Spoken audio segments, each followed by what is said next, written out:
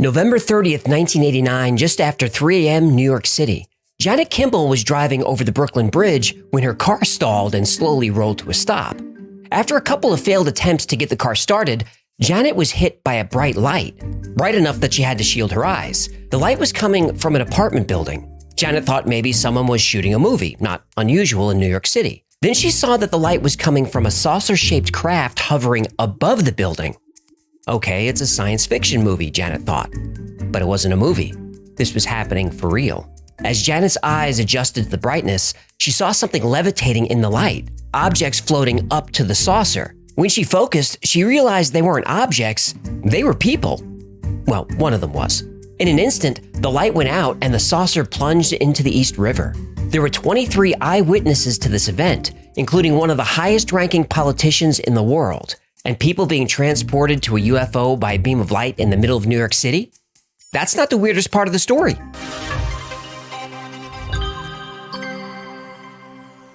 November 30th, 1989, just after 3 a.m. New York City. As Linda Napolitano was falling asleep, she felt a strange numbness in her feet that started to creep up her legs. She opened her eyes, and standing at the foot of her bed was a small, pale humanoid creature with a large round head and big black eyes. From behind the curtains, another creature emerged, and then another. 4 or 5 of these beings slowly and silently walked toward her bed. Linda screamed for her husband lying right next to her, but he didn't wake up. The numbness reached her neck and she couldn't move. She made another attempt to scream, but then she heard a voice in her mind say, "Be quiet." Then Linda felt herself levitating above the bed. She slowly floated from the bedroom to the living room, the creatures silently walking beside her. Then she floated through a window and through the safety bars on the outside of the window. She was then hovering outside her apartment 12 stories up. She remembers thinking, "Oh my God, I hope I don't fall." She was surrounded by a bright blue light. The other creatures were also floating in the light. Slowly, they all ascended into the saucer-shaped craft. Once inside the ship, the humanoid creatures escorted Linda down a hallway that was lined with benches. As they passed various rooms, she heard the hiss of doors sliding open and closing again. The creatures were quietly talking to each other, but they were speaking a language Linda didn't understand. Finally, they bring Linda to a bright room, and in the center of the room is a long table. Oh no, the dreaded long table! This sent Linda into a panic, and she started screaming. In her mind, she was screaming, "What do you want from me?" But the words that came out of her mouth were in an alien language. One of the beings put a hand over Linda's mouth. Then she felt something in her nose.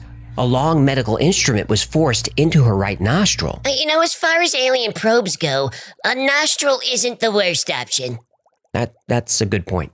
One of the creatures then moved very close to Linda and gently ran its hand through her hair and placed a warm hand on her cheek. She asked him, "Why am I here?" He said, "Just for a visit." Instantly, Linda was able to move. She sat up on the table, heard a loud roar, and then she was sitting up in her bed. She tried to wake her husband, Steve, but he wasn't moving. Then a wave of panic washed over her children. She bolted down the hall and into the bedroom shared by her 2 young sons. She called them, but they didn't respond. She grabbed Johnny, her youngest. She was sobbing as she shook him. He didn't wake up.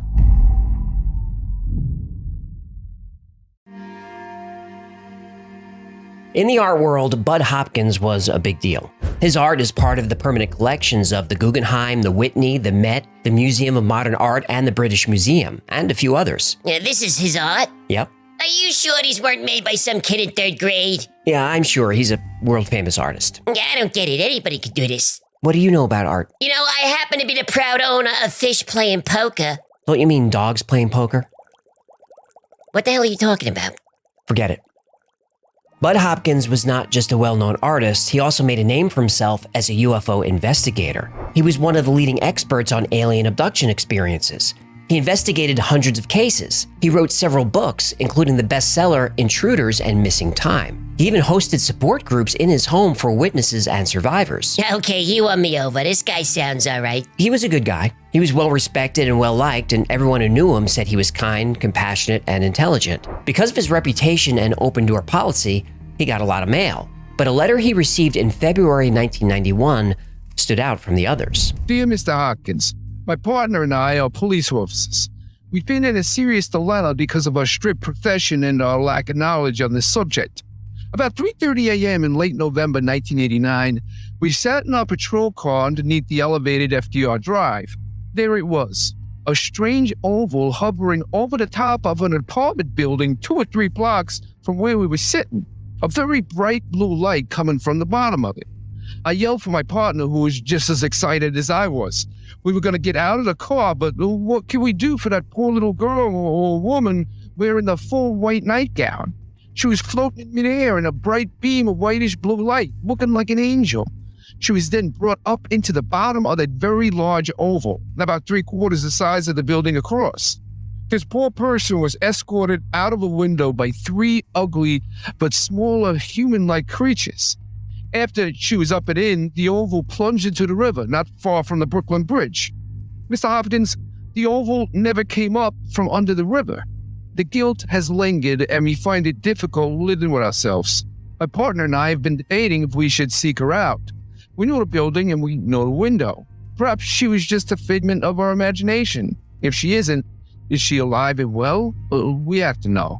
If we should decide to seek this person out, we'll contact you again with further information if we do find her, and I hope we do.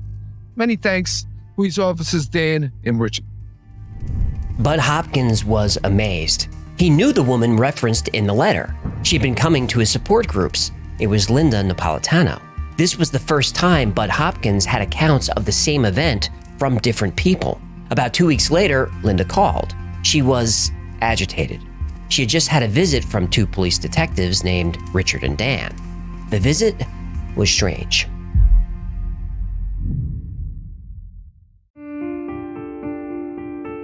It was almost 11 at night when Linda heard the knock on her door. Through the peephole, she saw 2 men dressed in dark suits. They showed her badges and announced themselves as detectives. She let them in. It was Richard and Dan, the men who sent the letter to Bud Hopkins. Linda said Dan was a bit standoffish and distant, but Richard was very nice, if a bit nervous. At some point during their 30-minute conversation, Richard almost broke down in tears. Linda retold her experience and how her husband and children were put into such a deep sleep that she couldn't wake them up for a few hours. She actually put a mirror under her son's nose to make sure he was alive. How does looking up a kid's nose prove he's alive? What was she checking for, booger mortis? No, not booger mortis. She was checking to see if he fogged a mirror. That makes more sense. Linda asked Richard and Dan to call Bud Hopkins, but they said they weren't comfortable doing that. The men left and Linda thought that was the end of it. Then Bud Hopkins received another letter. Dear Bud, we're hoping that this audio tape is satisfactory. We don't know how we'll help, but use it as you wish. We'll keep in touch. Thanks, Dan and Richard. P.S. Linda is a darling little lady. Along with the letter was a cassette tape. The recording was Richard alone. The tape begins mid-sentence. Your feelings on the whole matter, I understand. As far as this tape is concerned, I've written everything down so that it'll be easier to express on tape. Please excuse my reading voice. The subject matter was the strangest ever in my line of work. Linda is a nice person. We saw it through all the discomfort she felt. Linda expressed the deep importance of our reaching you.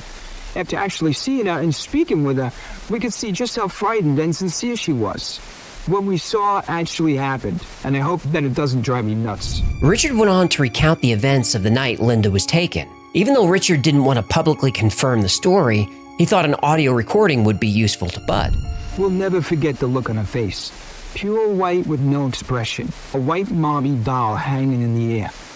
With my binoculars, I could see 3 of the ugliest creatures I ever saw. I don't know what they were. They weren't human. Their heads were all out of proportion with no hair. The eyes were very large eyes. Those buggers were escorting her into the craft. Thank you, Bud, for keeping her in good hands. I don't know what you're going to do with this tape, but I do know it's all I can do for you, Bud, for Linda, and all the other people like her. Please respect the importance of our credibility of work. We just can't be identified. We'd be laughed at. Thank you, Bud. Richard and Dan were struggling to process what they saw. Richard was doing okay, but Dan, his sanity began to unravel.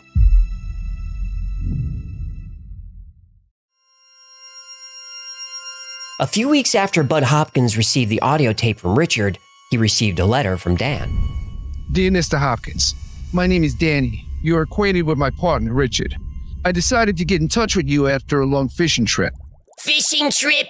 Oh, I don't like this guy at all. Wait, be quiet and let the man talk. I'm not depressed anymore because Linda's alive. However, anger, fear, and embarrassment set in. Richard is dealing with these very same feelings in his own way. He remedies it by secretly watching Linda. I don't think she would like to know that. Seeing Linda reinforces the reality of it all, and he doesn't feel crazy anymore. This doesn't work for me. When I see Linda, I tremble. I don't need reminders. I'll never forget what happened for the rest of my life. Now, Linda did say she saw a white van parked near her building and she felt like she was being followed and watched. That November incident was the worst time of my life.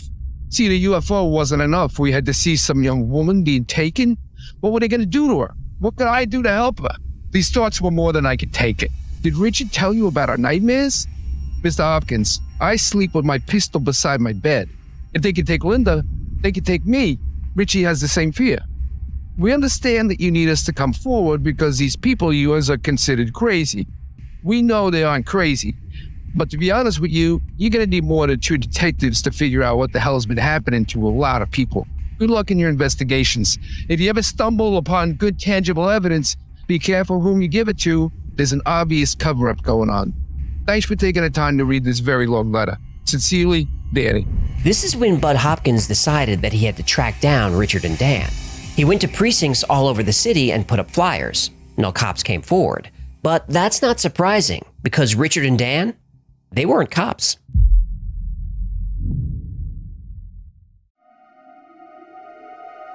Bud Hopkins didn't tell Linda that Richard and Dan lied about being detectives. He wanted to wait and see what else he could find out. A few weeks later, Bud received another letter. Dear Mr. Hopkins, we're writing to you once again because of the utmost importance of what has to be said. There is much more involved. We were given permission to reveal more facts from a third party also involved in the November 1989 incident. This third party is a very important person and often speaks to many corners of the globe. Eventually, we learn that this third witness is Javier Perez de Cuellar, the Secretary General of the United Nations. He's one of the highest profile and most important political officials in the world. Richard and Dan were working as a security detail for the Secretary General, driving him to the heliport downtown. When they got close to Linda's building, their car died. Then the three of them saw everything that happened. De Cuellar said that under no circumstances he to be identified. So Richard and Dan pretended to be cops. Secretary General de Cuellar was happy to hear that Linda was safe, but he wanted no more to do with this. Richard and Dan, however, continued to struggle emotionally. A few weeks later, on April 29, 1991, Linda was on her way to the supermarket when she heard someone call her name. She turned and saw Richard. They made small talk, then Richard pointed to a black luxury car parked nearby, its rear door open. He asked Linda to take a ride so they can talk. Linda said she had too many errands to run, but Richard was welcome to come to her apartment later that evening to talk. Richard said he couldn't do that and asked her to reconsider. Linda apologized again and renewed the invitation for Richard to come by later. Then Richard's face turned dark and he grabbed her. Dan jumped out of the car and said, "Come on, cutie, he's got you." They shoved her into the car and Richard held her down while Dan jumped in the driver's seat. Then the car tore away from the curb and disappeared into traffic.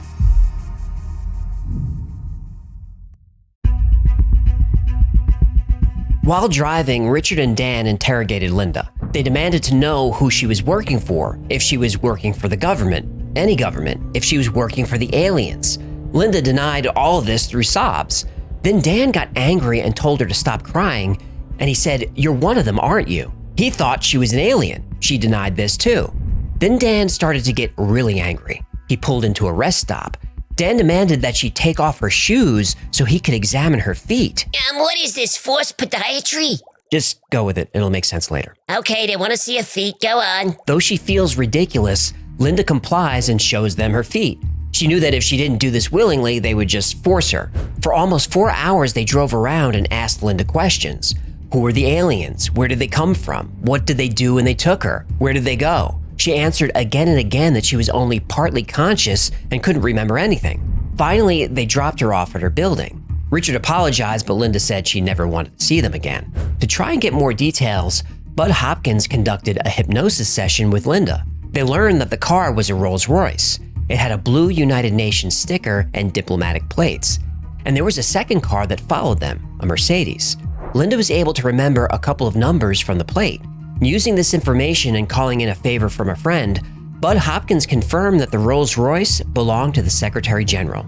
A few weeks later, Linda heard her name called again. It was Richard. She ran, he chased. Eventually, she was able to get away from him and into her apartment building. A few months went by without incident, but then Bud Hopkins received another letter from Dan. And if you thought this story was wild before,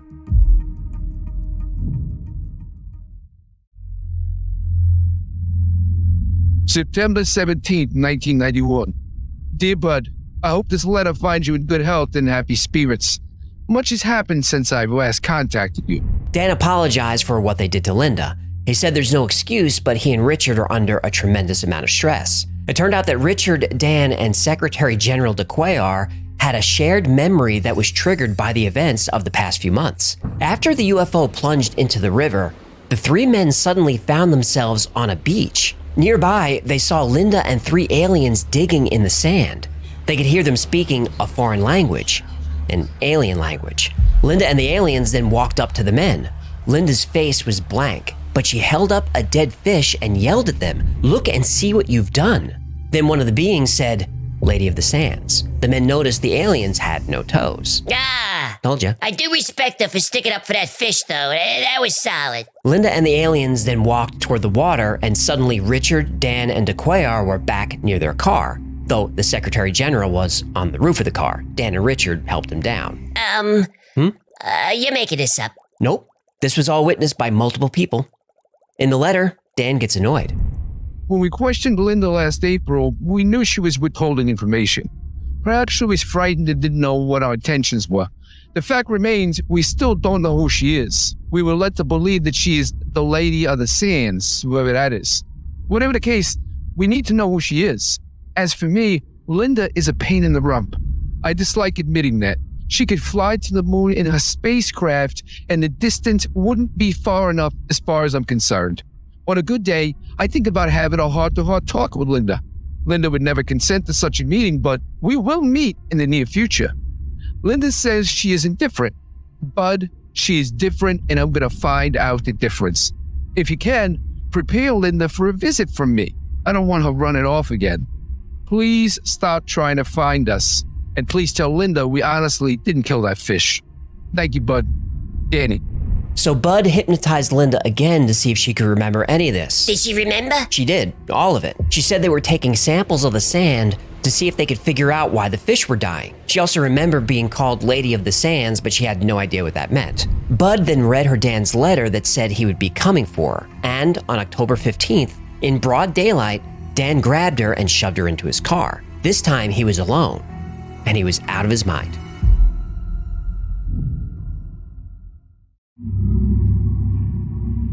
Dan drove for a while and then pulled the car over. He whispered to Linda, "Come here, half-breed," then kissed her all over his face. Ugh, this guy. Yeah, he's gross. They kept driving, and periodically he would grab her knee. She would resist, and he would say things like, "Oh, you're a tough one." They eventually arrived at a beach house on Long Island. By now, Linda stopped resisting. She figured whatever Dan wanted to happen was just gonna happen, and resisting would just make it worse. Always resist, ladies. Yeah, give yourself a fighting chance. Plus, bruises, scratches, and other evidence can help find the perp. Anyway, when they got into the house, Dan kissed her all over her face again. He told her to make herself at home, and he went to the kitchen to make coffee. She looked for a phone. There wasn't one. She looked for some identifying information so she could learn Dan's last name. There was nothing. There were two pictures framed. One was of Linda kissing her son Johnny goodbye. The other picture was of Linda by a lighthouse. Dan returned from the kitchen carrying a white, gift-wrapped box. Linda opened it. Inside was a negligee. Oh, no. Yeah, he told her to put it on. She refused. She could see the anger in Dan's eyes, so Linda offered to put it on over her clothes. Dan agreed. Dan then goes white and says, "Oh my God, it was you."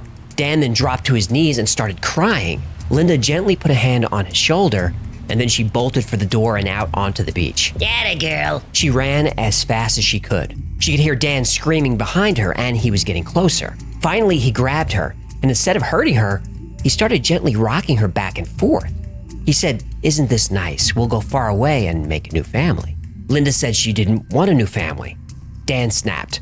He shoved Linda's face into the sand and yelled, "Dig more holes, Lady of the Sands." He tried to kiss her. He grabbed at her clothes. Linda screamed for help, but the beach was deserted. Finally, Dan yanked Linda to her feet and said, "Let's clean your face." He dragged her by her hair and shoved her head under the water.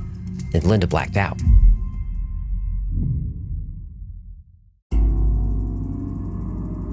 Dan held Linda underwater, but luckily the undertow grabbed her and helped her to break free. She crawled back onto the beach, but she was so exhausted that she didn't care what happened to her. But Dan didn't try to drown her again. Instead, he sat next to her, cradled her in his arms, and rocked her back and forth again. Yikes, this guy's a few fries short of a Happy Meal. Oh yeah, he's lost it. But then Linda turns around, and standing in the doorway of the beach house is Richard. Richard yelled for Dan to get off her, then helped them into the house. He calmed Dan down and persuaded him to go upstairs and get cleaned up. Once everything was calm, Richard took Linda home. A few days later, Bud Hopkins receives a letter from Richard. Dear Mr. Hopkins, I was angered and saddened about the whole incident that took place on October 15th concerning Linda and Dan. Linda is very special to me, and Dan is my closest friend. But I want my friend back, but he just isn't the same. Richard also included a couple of pictures that Dan took of Linda while she was running on the beach. And in this letter, Richard explained that Dan was getting psychiatric help. What had driven Dan over the edge was the fact that Linda had been speaking to them telepathically. Wait, what? But when Dan and Richard grabbed her off the street the first time, she said to them telepathically, "Be kind, don't hurt me." And this was very unsettling for Dan. Oh, but this Richard guy doesn't find that weird. No, because when they were on the beach with the aliens, Richard telepathically told Linda how much he loved her, and she telepathically returned his feelings. Oh, it is romance now? If that's what you want to call it. Well, you told me this story had everything, and boy howdy, you weren't just whistling Dixie. Told ya. She is kind and giving. Does Linda have this effect on others? Are we the unusual ones? I could tell you this, if she were the ugliest woman around, I would care for her just the same. Please tell Linda there's no reason to be afraid. Tell her if she runs away, I won't chase her. I'm so sorry for what happened. Many thanks and kind regards, Richard. Alright, sounds like he's pretty well settled by now. Yeah, and that's a good thing because a few days later, he went to see Linda. And now we turn the story up to 11.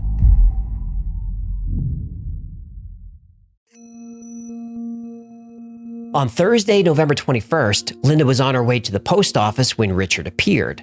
They spent most of the day together, and Richard confessed his love for her. Linda also had feelings for Richard, but she was married and had a family. She was conflicted, though when he kissed her, she didn't resist. Uh-oh, Linda got a groove back. So they talked about their childhoods, things they had in common. Richard was very interested in Linda's son, Johnny. He said he always felt like he had a son even though he didn't. The following day, Bud receives a letter from Richard. Jeez, does this guy get paid by the letter or what? Dear Mr. Hopkins, the meeting yesterday between Linda and I went very well. She was very relaxed and comfortable. She sure was. Stop it. Sorry. Linda is a very interesting person. There's no wondering why, considering what she may be. Yes, but I believe that Linda is from another place, but raised here. Richard gave an update about Dan, who had taken a turn for the worse and was now in a mental facility. Then Richard dropped a bomb. He said that since he was 10 years old, he had been dreaming about a girl. He felt like they grew up together. Richard and the girl didn't know each other's names, so they made up names. He called her Baby Ann, and she called him Mickey. Over the years, Richard's relationship suffered because no matter who he dated, he only had feelings for Baby Ann, who he thought was a figment of his imagination. The older he got, the more Richard dreamed about Baby Ann. When they were in their 20s, they were in love and wanted to spend the rest of their lives together. Then he would wake up. Richard stopped dreaming of Baby Ann for 20 years. Then that early morning in November 1989, he saw Baby Ann hovering in a beam of blue light. Linda is my Baby Ann. She's real. I came away very angry that night after I left her apartment. It wasn't fair. Bud, I love her so, but it's too late. I've hinted to Linda about our bond, but she doesn't remember.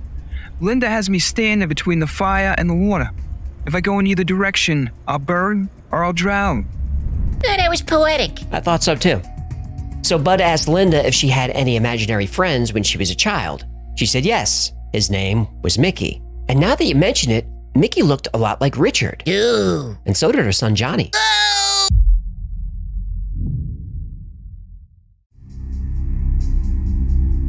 Linda was shocked when she read Richard's letter, but she didn't want to get into whether Richard was Johnny's father, and Bud didn't press the issue. Richard didn't involve himself in Linda's life very much after that, but she did receive a creepy letter from Dan, writing from a mental institution. By the time this Christmas greeting reaches you, I will have managed to get out of this place successfully. Did you believe I would let you go so easy? It seemed like yesterday when I hated you, until I think about looking into those big, deep brown eyes of yours. Then the hate goes away. I can't wait to watch you move as you walk by. I'm gonna inscribe our names with my lips on that full heart-shaped mouth. Linda, you don't belong here, but I'll find a place for you. He goes on to say that he's going to take her somewhere far away, and that she'll make a beautiful bride. If you see Richard, tell him I said go to hell. If I don't get out of here, I'll be thinking of you. If I do, I'll be looking at you. Happy holiday, pretty. Danny. As far as we know, Dan never showed up, but Linda was paranoid for years. And as Linda's experiences finally tapered off, her son Johnny started talking about weird dreams, where little men would take him to a round room and talk to him without moving their lips. I remember how Linda said the aliens put something in her nostril? Well, whenever Johnny would have these bad dreams, he'd wake up with a bloody nose.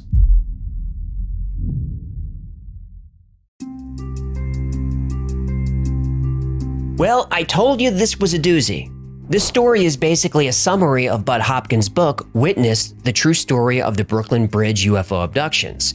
I put links below where you can buy the book or read it online for free. We only scratched the surface. All this and we just scratched the surface? Oh yeah, this book is over 400 pages of interviews, transcripts from hypnosis sessions, even pictures. This has been called the most important UFO case of the 20th century. But is it true? An article written by investigators George Hansen, Richard Butler, and Joseph Stefula challenges the story. They interviewed Linda and did a lot of legwork and say they've debunked it. I'll challenge their arguments and see if we can figure out if the story is true. The first problem we have is that the only real witness is Linda. She's the only person who saw Richard and Dan. Yeah, but the tapes they sent. That's right. They did send Bud audio tapes, and other people have heard those tapes. Same with the woman whose car stalled on the Brooklyn Bridge, Janet Kimball. People have spoken to her and have seen her speaking with Bud. But handwriting analysis was done on her letter, and the handwriting is a match for Linda's. Linda also claimed her cousin Connie was with her when someone tried to kidnap her. Bud asked to speak to Connie. A couple of days later, Connie called. When Bud hung up the phone, he had a sour look on his face. His wife asked him what was wrong. He said, "Linda just called me pretending to be Connie." We're told that Secretary General DeQuayar met with Bud at O'Hare Airport and confirmed the story, though he wouldn't speak publicly. But nobody witnessed this meeting. And DeQuayar's representatives have said that he was home asleep that night. His office even issued a statement forcefully denying anything like this happened. But what else is the Secretary General of the United Nations gonna say? I was kidnapped by aliens, woke up on a beach, saw the Lady of the Sands, and then was beamed back to the roof of my car? Well, when you put it that way, the story starts to sound far-fetched. Plus, the actual way security and transport are handled for a diplomat of this level is not remotely close to what's described in the book. Why didn't Linda report any of this to the police? She was kidnapped multiple times, assaulted, almost killed. She feared for her safety and the safety of her family. Bud even asked her to go to the police. She wouldn't. When the other investigators interviewed Linda and her husband Steve, Steve was very quiet. He had trouble answering a lot of the questions, but Linda would then jump in to help him remember. Steve left the interview way early, even though Linda asked him to stay. Now, maybe it's unrelated, but their marriage didn't work out. Linda liked books about aliens and UFOs. She contacted Bud shortly after reading his book Intruders. And if her story sounds like it came from a science fiction novel, that's because maybe it did. Just a few months before Linda contacted Bud Hopkins, the sci-fi novel Night Eyes was released. There are some similarities to Linda's case. Linda was taken to a UFO hovering over her high-rise apartment building in New York City. Sarah was taken by a UFO hovering over her high-rise apartment building in New York City. Dan and Richard claimed to have been on a stakeout and were involved in a UFO abduction during early morning hours. The same thing happened to two government agents in Night Eyes. During the kidnapping, Dan took Linda to a safe house on the beach. During the kidnapping in Night Eyes, Derek took Wendy to a safe house on the beach. There are a few other coincidences, but some I think are a stretch. but these stood out to me as a little too similar. Debunkers often bring up that Linda's building is visible from the loading dock of the New York Post. At 3 a.m., the loading dock is packed with dozens of workers loading trucks. Nobody reported seeing a UFO or anything strange. But investigators only interviewed the manager, who spends a lot of his shift indoors. And while the dock does have excellent visibility of Linda's building, the area where the papers are being loaded, you can't see her building at all. Bud said that in 10 years, Linda's story never changed. But that's not true. People who've seen her speak at conventions said the details have changed over time. Linda claimed she would receive 50% of the book sales of a movie deal or anything else that would come from the story. She later denied this. Then she said she did say it, but she was intentionally lying. Then she said she received a percentage, but it was just a token, as she described it. But none of that's true. Linda got between 15 and 25% of the book, the movie rights, or anything else that came from her story. But if Linda is perpetrating a hoax, she's got a lot of people involved. Bud Hopkins has multiple witnesses on audio tape and video, and these have been confirmed by other people. But Linda has made other wild claims. Like she said she was abducted by aliens with John Gotti. Whoa. Gambino family boss John Gotti. The Dapper Don. The Dapper Don. She said other crazy things, like she might be part alien. Her red blood cells are immortal. She's descended from Joan of Arc. She was a professional singer in a well-known pop band. She said she met with Cardinal O'Connor. She was summoned to a private meeting with the Pope. She said she was in World Trade Center on 9/11 when the planes hit. Bud Hopkins knew she made these claims, but he chose to leave them out of the book. It's best not to irritate a notorious crime boss. Hey, that's always good advice. Now, supporters of Bud Hopkins say he's a top-notch investigator. I disagree. Bud only interviewed and hypnotized people who could support his premise. In an alien abduction story, the most important people to speak to are the ones who can disprove the story. Bud didn't like to speak to those people. In fact, when dealing with debunkers, Bud would get defensive and angry. Even Bud's wife, Carol, felt his investigations lacked objectivity. What was important to Bud was getting the story, not necessarily finding the truth. He hated people debunking his stories, so he wasn't going to do it to someone else. Personally, I think Bud Hopkins was a compassionate, kind, and empathetic person. After all, he had a UFO abduction support group meeting in his house every week. If you made a claim that you were taken by aliens, Bud wanted to believe you. He wanted to help you. I think his heart was in the right place, but that left him impressionable. Was Linda hoaxing him for attention, for money? She went from housewife to rock star in the UFO community, and she loved the attention. Now, I know this story sounds crazy, but crazy doesn't mean false. It's been 30 years and not a single person has come forward claiming they were part of a hoax. But we have to admit, the story, it's a lot. All of it comes down to Linda, and there's no middle ground. Either all of this happened or none of it. So you're gonna have to pick a side. I've given you as much information as I can, and as always, what you believe is ultimately up to you. But whether you believe the story is real or a hoax, you can't be proved wrong. Thank you so much for hanging out with me today. My name is AJ, that's Hecklefish. This has been the Y-Files. If you had fun or learned anything, do me a favor and like, subscribe, comment, and share. That stuff really helps the channel. And like most topics we cover on this channel, today's topic was recommended by you. And if there's a story you'd like to see or learn more about, go to theyfiles.com/tips. A special thanks to our patrons who make this channel possible. Without you, there would be no Y-Files, so thank you for that. And if you'd like to support the channel, consider becoming a member on Patreon. It's as little as $3 a month, or purchase something from the Y-File store. Look, if you don't have a Fear the Crab Cat coffee mug, it's time to reevaluate your life. That's gonna do it. Until next time, be safe, be kind, and know that you are appreciated.